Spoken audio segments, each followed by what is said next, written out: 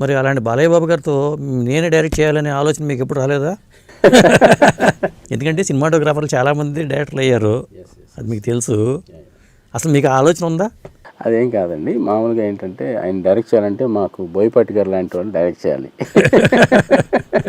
ఆయనకే చెల్లింది. మొన్న రాజమౌళి గారు కూడా అన్నారు అన్నమాట, ఏమంటే మీ సినిమాలో స్పెషల్గా ఉంటారని.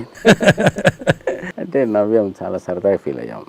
ఈ తర్వాత మరి ఎట్లా చేయనిప్పి ఆపరేషన్ చేసిన తర్వాత మళ్ళీ ఏమన్నా షూట్ చేశారా లేదా చేయలేదు? యాక్చువల్గా అయితే కొత్త సినిమా కమిట్ అయ్యారండి. దానికి ఇప్పుడు ఆపరేషన్ జరిగి is very happy and normal, ఈ బ్యాక్ టు నార్మల్ లైఫ్. ఇంకా కొంచెం రిలాక్స్ అయ్యి సెట్కి వెళ్తారు. ఇంకా నెక్స్ట్ వెళ్తారు. ఇంకా ఆయన అసలు అవన్నీ పట్టించుకోరండి. ఊరికే షూటింగ్ అనగానే ఇప్పి పడేసి వచ్చేస్తారు ఆయన.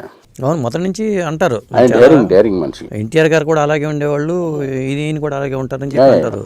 అంటే మీరేమో బాలకృష్ణ గారితో సింక్ అయ్యారు, మీ ఫాదర్ ఏమో కృష్ణ గారితో సింక్ అయ్యారు. మొత్తానికి కృష్ణ అనేది మిమ్మల్ని వదలదేమో. కృష్ణ గారి ఫ్యామిలీ అంటే అది చిన్నప్పటి నుంచి ఆ ఫ్యామిలీతో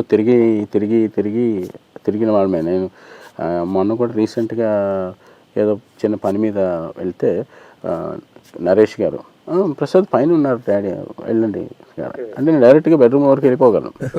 ఆయన కూడా మామూలుగా ఆ ఇంట్లో మనిషిని పలకరించినట్టుగా మీ నాన్న ఎక్కడ అంటే అలాగ క్లోజ్ ఇది ఉంది.